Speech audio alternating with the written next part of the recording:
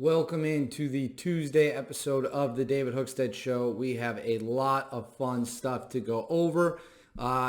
Big news on a couple different fronts. Let's just not hesitate, not burn any time. Number one, Colin Kaepernick said he is willing to take a backup role to get back in the NFL. He said this on the I Am Athlete podcast. He said that he would accept a backup role, but he knows that eventually he would essentially become a starter yet again. And this is kind of like me saying I would also accept a backup role in the NFL. If we're just talking about fantasies and things that will never happen in a million years, then yes, please put my name down as well for someone who would like a $2 to $3 million a year backup position in the NFL. I'm great at holding a clipboard. I will look awesome on the sidelines wearing a headset. If we're just out here saying things we want, then I also like Kaepernick, and probably with about the same percentage chance of succeeding like Kaepernick, would also like one of these backup roles in the NFL. And I won't even claim that I'm going to be a starter like Kaepernick. I'm not even going to claim that I'm going to take the team over like he has. I'll just take that backup role. $2.5, $3 million a year. I'll hold a clipboard better than anyone you've ever seen in your life. Obviously, I'm being very sarcastic right now, but it's about the same. Colin Kaepernick talking about wanting a backup role and me talking about wanting a backup role are more or less identical odds of actually occurring, which is zero. Colin Kaepernick is not a hero. He is not heroic because he refused to stand for the national anthem. We've allowed the media and the press to kind of rewrite history and treat him like he was some trailblazer, some hero, someone way ahead of his time. No, that is all incorrect. If you don't stand for the national anthem, you're a clown, you're a bozo, you're a loser, you're a bum. It's not. This is not rocket science, folks. It's not overly difficult to figure out. If you can't bring yourself to stand for the national anthem, you are an absolute piece of garbage. It's that simple. Now, look, we can all agree that America is an imperfect place. But I think we can also all agree that America is by far the best country on the face of the earth. And even with our flaws, we still do it better than everyone else does. This is, again, this ain't rocket science. And furthermore, let's not forget that Kaepernick's issues go far beyond refusing to stand for the national anthem. He wore socks depicting police officers as pigs. He claimed that cops get away with murder and get paid leave for it. He compared police officers to slave catchers. He promoted and said nice things about a genocidal dictator in Cuba and Fidel Castro. Those are just four that I came up with off the top of my head. And for people who say, well, this is his anthem protest is not about the flag, I encourage you to go back and read his comments at the time. He made it very clear that it was indeed about that. And then when the backlash came, he tried to backtrack and change what he was saying. But that's the reality of the situation, folks. Colin Kaepernick is a scumbag. He is not a hero by any stretch of the imagination. He's not someone that young men should look up and idolize. Look, I know a lot of people, both in the sports world and in the police world and in the military world, and pretty much across the board, they all think Colin Kaepernick is a piece of shit. So I'm not going to sit here and pretend like this revisionist history of his is reality. It is absolutely not reality. His own quotes can come back to haunt him. Quite frankly, fuck this guy. I mean, why are we pretending like Colin Kaepernick deserves to be back in the NFL? He made his bed when he chose to take anti-American stances. And again, I'm not saying you can't criticize certain police officers. Certainly. There are bad people in every business. And the problem when you have a bad police officer is that guy has a badge and a gun, which means the consequences of a bad police officer are much worse than the consequences of a bad McDonald's employee.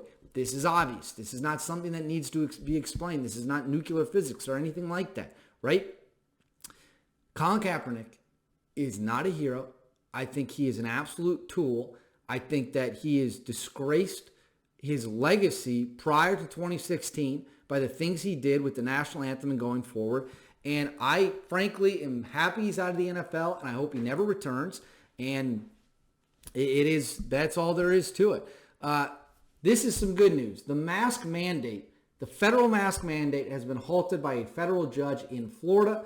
Now the TSA cannot enforce, the federal government anyways, cannot enforce airlines airplanes, trains, anything that's federal transportation to enforce a mask mandate. And it sounds like they're not even going to attempt to appeal this decision.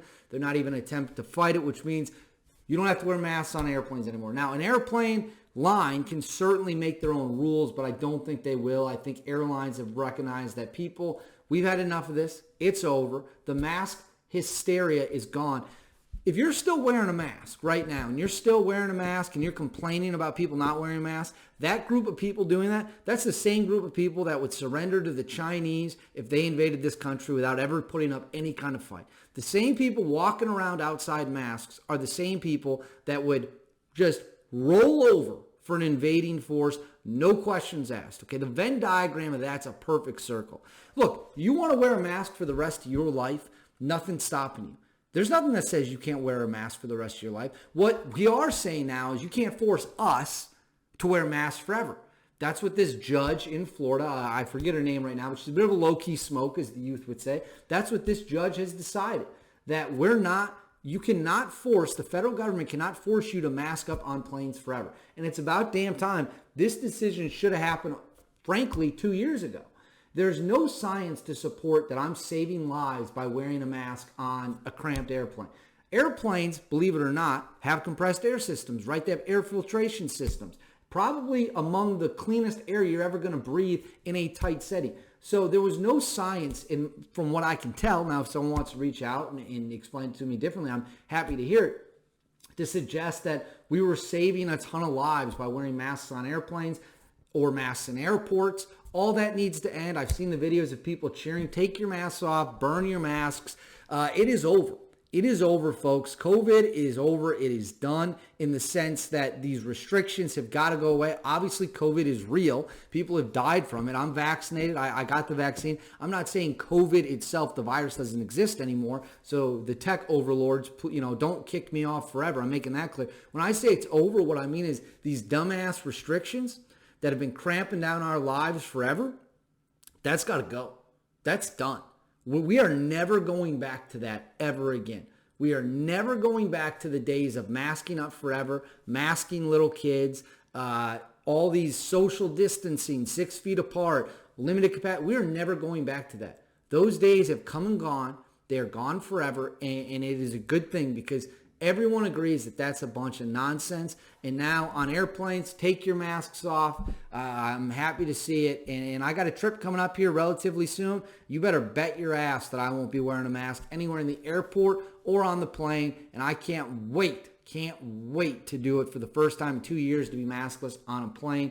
Finally, speaking of vaccine nonsense, Mel Kiper has announced he won't be at the 2022 NFL draft in Vegas. He is obviously ESPN's #1 draft analyst because he is unvaccinated. This goes right back to complete nonsense, shameful stuff. I don't care if you're unvaccinated or not. I don't care if you're vaccinated. Don't care if you're unvaccinated. I'll spend time with anyone. If you're a good person, you want to drink beer, you want to hang out, you want to watch football, I don't care if you're unvaccinated because I got vaccinated. So to me, it doesn't make any difference whatsoever. Now, it's not clear if ESPN is making this call or if someone else is making this call for Kiper to stay home. But it's shameful that Mel Kiper won't be at the draft because he's unvaccinated. I mean, this goes, so we get rid of the masks, but then we're going to have this lunacy where one of the biggest people in all of sports is not going to be allowed to be at the in-person event in Vegas because he's unvaccinated. Disgusting. Absolutely shameful. Just when you think common sense is starting to win the day again, turns out maybe it's not. So Mel Kiper 100% should be at the draft. And I really don't even know why he's not going. If I was in his shoes, I'd be raising all kinds of hell. Anyways, that's all we have for the Tuesday episode of the David Hookstead Show. I will see you all back here Wednesday for a brand new one.